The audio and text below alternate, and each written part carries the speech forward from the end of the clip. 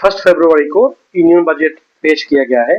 तो आज इस वीडियो में हम बात करेंगे हाइलाइट्स की, इस बजट को लेके क्या क्या पेश किया गया है, क्या एक्सपेंडिचर से क्या रिसीट्स है, क्या नए प्रोजेक्ट्स है, इन सब के बारे में बात करेंगे। 8-10 पॉइंट की बात नहीं करेंगे, हम थोड़ा विस्तार में बात। बजट में 3 कर्तव्य को फोकस किया गया है। नंबर 1 कर्तव्य is to accelerate and sustain economic growth. Number 2 है fulfil citizens aspiration and capacity building. Number 3 कर्तव्य है सबका साथ सबका विकास। तो will break down all the कर्तव्य टू सी इसके अंदर किया गया प्रोजेक्ट से, किया गया स्कीम से। फर्स्ट कर्तव्य जो है एक्सलरेटिंग ग्रोथ विद सस्टेनेबिलिटी, उसको अचीव करने के लिए 6 की एरियाज को चूज किया गया है, जो है manufacturing, legacy clusters, MSME, infrastructure, energy security and city economic region. इन 6 एरियाज में फोकस किया गया है। तो ये जो मैन्युफैक्चरिंग सेक्टर को बूस्ट अप करने के लिए 7 स्ट्रेटेजिक सेक्टर को टारगेट किया गया है। नंबर 1 है बायोफार्मा शक्ति, ताकि हमारा ये प्रोजेक्ट लॉन्च किया गया है ताकि हमारा जो बायोफार्मा मैन्युफैक्चरिंग है जो इंडिया की, वो ग्लोबल हब बन सके। इसलिए 10,000 करोड़ रुपीस अलॉट किया गया है फॉर द नेक्स्ट 5 इयर्स, ताकि बायोफार्मा इंडस्ट्री को प्रमोशन मिले। Biopharma. Number 2 Indian semiconductor mission 2.0 launch किया गया है, जिसके अंदर सेमीकंडक्टर मैन्युफैक्चरिंग को सपोर्ट किया जाएगा from government side. Number 3 rare earth corridor establish किया जाएगा in some mineral rich states of Andhra Pradesh, Kerala, Odisha and Tamil Nadu. ये रेयर अर्थ मिनरल बहुत ही इंपॉर्टेंट क्रिटिकल एलिमेंट है, जो जिसका 90% कंट्रोल अभी चाइना के पास है। तो उसको प्रमोट करने के लिए ये बहुत ही अच्छा स्टेप है। 3 डेडिकेटेड केमिकल हब बनाए जाएंगे in India. Scheme for container manufacturing launch किया गया है, ताकि जो ये शिपिंग में सपोर्ट करेगी। कंटेनर मैन्युफैक्चरिंग एक बहुत ही इंपॉर्टेंट इंडस्ट्री है, उसको प्रमोट करने के लिए 10,000 करोड़ का प्रोजेक्ट और फंड अलॉट किया गया है in next coming 5 years. Textile industry को प्रमोट करने के लिए 2 स्टेप्स लिया गया है। मेगा टेक्सटाइल पार्क बनाया जाएगा। नंबर 2 महात्मा गांधी ग्राम स्वराज योजना लॉन्च किया गया है, जिसके अंदर खादी एंड हैंडलूम को प्रमोशन मिलेगा। नंबर 2 की एरिया है टेक्सटाइल रिजुवेनेटिंग लेगेसी इंडस्ट्रियल सेक्टर। तो हमारे जो लेगेसी इंडस्ट्रियल सेक्टर है उनको प्रमोट करने के लिए, उनको सपोर्ट करने के लिए 200 लेगेसी क्लस्टर्स को चूज किया जाएगा, जिनको गवर्नमेंट सपोर्ट करेगी for infrastructural development and for technological upgradation, ताकि ये हमारे जीडीपी में सपोर्ट करे, ताकि ये हमारे एम्प्लॉयमेंट जनरेशन में सपोर्ट कर सके। नंबर 3 है creating SME, creating champion SMEs. SMEs यानी कि small and medium enterprise. MSME is a very important segment of India of the economy, क्योंकि ये 85% एम्प्लॉयमेंट प्रोवाइड करती है एमएसएमई। तो इस एमएसएमई को प्रमोट करने के लिए गवर्नमेंट ने ये लॉन्च किया है एसएमई चैंपियन एसएमई बोल के प्रोजेक्ट, जिसके अंदर फोकस किया गया है 3 डिफरेंट सपोर्ट सिस्टम को। नंबर 1 है इक्विटी सपोर्ट, यानी कि फंडिंग। एमएसएमई को फंडिंग करने के लिए 2 प्रोजेक्ट लॉन्च किया गया है। नंबर 1 है एसएमई ग्रोथ फंड, जिसमें 10,000 करोड़ रुपीस अलॉट किया गया है। नंबर 2 है सेल्फ रिलायंट इंडिया फंड, जिसके अंदर 2,000 करोड़ फंडिंग किया गया है, ताकि जो एसएमई है उनको फंडिंग में प्रॉब्लम ना हो। नंबर 2 है प्रोफेशनल सपोर्ट। जनरली क्या होता है, जो एसएमई होते हैं स्मॉल एंड मीडियम एंटरप्राइजेस, ये ज्यादातर होते हैं टायर 2 टायर 3 सिटीज में। तो इनमें स्किल लेबर की एक लैकिंग होती है, स्किल लेबर मिलता नहीं है। तो इसको सपोर्ट करने के लिए गवर्नमेंट ने एक प्रोजेक्ट लॉन्च किया है, जिसके अंदर ये कुछ खास इंस्टीट्यूट्स को लाइक आईसीएआई, आईसीएसआई, आईसीएमएआई, इन जैसे इंस्टीट्यूट्स को सपोर्ट करेगी, ताकि वो short term skill building module बना सके फॉर टायर 2 टायर 3 यूथ्स, जो उनमें फर्क है, उनको ट्रेनिंग लेके they can meet the supply of man power, जो एक क्राइसिस है फॉर दिस एसएमई सेक्टर। इनमें 2 फायदा होगा। नंबर 1 जो एसएमई है उनको एम्प्लॉयमेंट के लिए लोग मिल जाएंगे, स्किल्ड एसेट्स मिल जाएंगे। नंबर 2 टायर 2 टायर 3 सिटी में एम्प्लॉयमेंट की बढ़ोतरी हो जाएगी। नंबर 3 जो सपोर्ट सिस्टम प्रोजेक्ट किया गया है, ये है liquidity support. Liquidity is a very important element for SME, because small and medium enterprises जो होते हैं उनके पास कैश फ्लो लिमिटेड होती है। अगर कैश ना मिले तो वो समझ के सस्टेन नहीं कर पाते। इसलिए हमने देखा है ड्यूरिंग कोरोना बहुत सारे एमएसएमई बंद हो गए हैं बिकॉज उनके पास कैश नहीं था, लिक्विडिटी नहीं था। इसको सपोर्ट करने के लिए गवर्नमेंट ने लॉन्च किया है ट्रेड्स, TREDS का मतलब है trade receivables discounting system.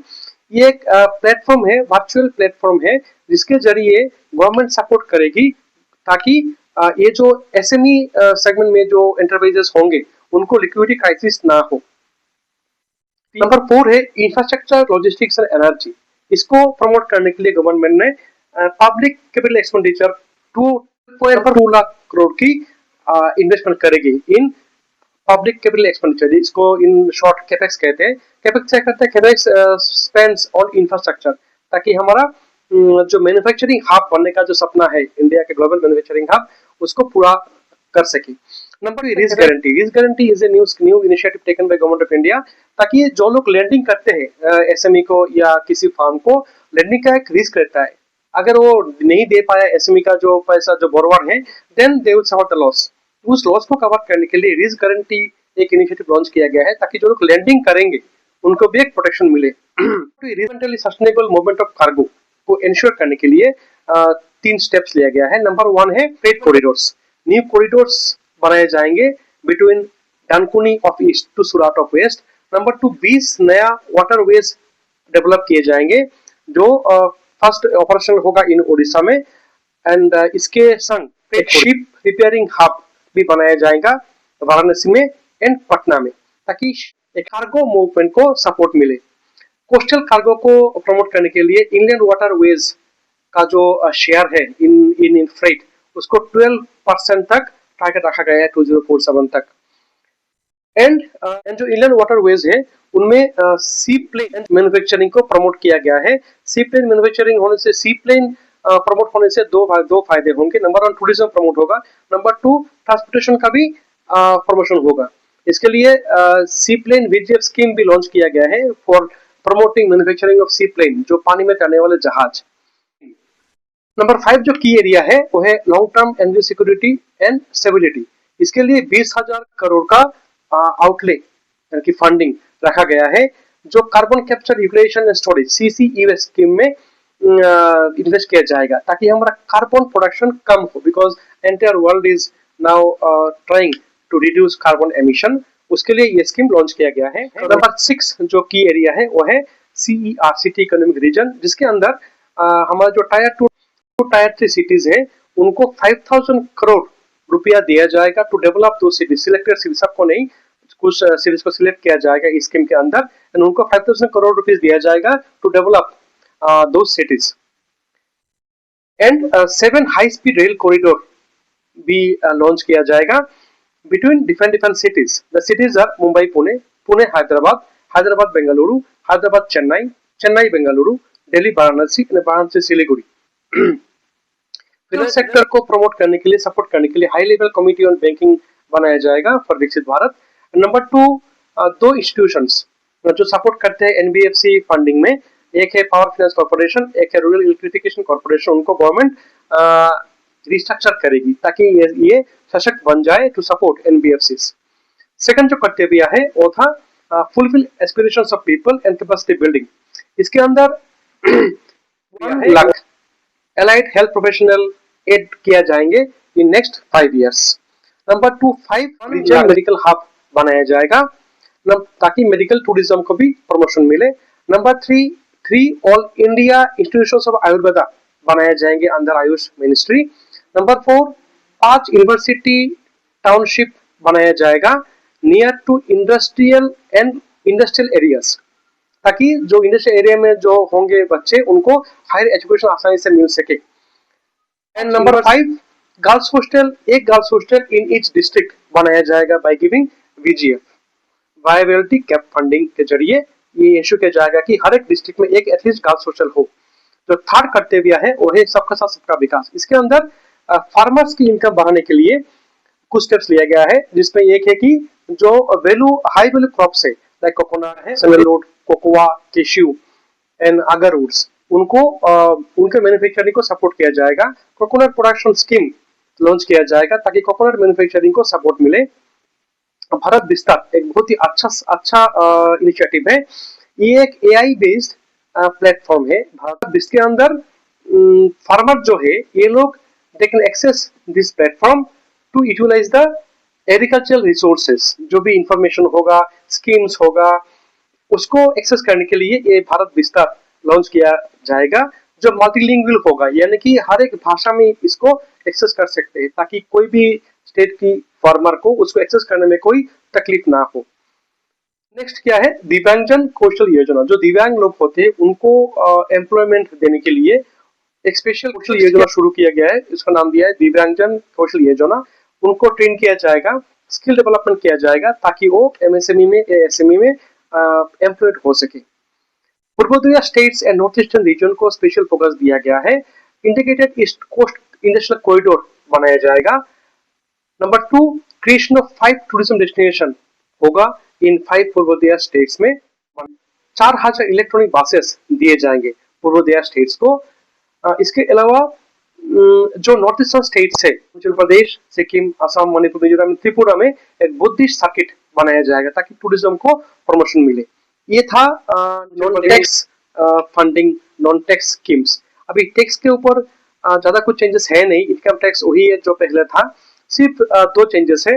Number 1, STT आएगा। STT is security transaction tax, जो एक ट्रेडर जब भी ट्रेड करता है in equity market, stock exchange में उसको देना पड़ता है। तो ऑन फ्यूचर पहले ये टैक्स था 0.02%, उसको बढ़ा के 0.05 कर दिया गया है। एंड ऑप्शंस में इसको कर दिया गया है 0.15। तो only for option traders and future traders ये टैक्स लागू होगा, बाकी फॉर ऑर्डिनरी इक्विटी ट्रेडर्स ये टैक्स लागू नहीं होगा। इंडायरेक्ट 17 रेयर कैंसर ड्रग्स को कस्टम ड्यूटी से एक्सक्लूड कर दिया गया है, ताकि उनका प्राइस कम रहे। एंड उनको नॉन कैंसर ड्रग में 6 ड्रग्स जो होते रेयर ड्रग्स है, उनको भी कस्टम ड्यूटी से हटा दिया गया है, ताकि उनका ऊपर भी टैक्स ना हो, ताकि वो सस्ता हो जाए फॉर द पेशेंट्स। अभी हम बात करेंगे इसमें रेवेन्यू एंड एक्सपेंडिचर ब्रेकडाउन की। रेवेन्यू क्या है, जो नॉन डेट रिसीट्स है ये हमारा 36.5 लाख करोड़ है, बाकी बोरोइंग करना पड़ता है। एंड नंबर 2 जो एक्सपेंडिचर है टोटल 53.5 लाख, उसमें 12 लाख तो कैपिटल एक्सपेंडिचर में ऊपर जाएगा, एंड 1.4 लाख करोड़ जाएगा फॉर फाइनेंस कमीशन, बाकी डिफरेंट एक्सपेंडिचर्स में जाएंगे। जो इनकम एक्सपेंडिचर का गैप हर बार होता है, fiscal deficit is a common feature in every budget, इस बार भी है, it is 4.3% of the GDP.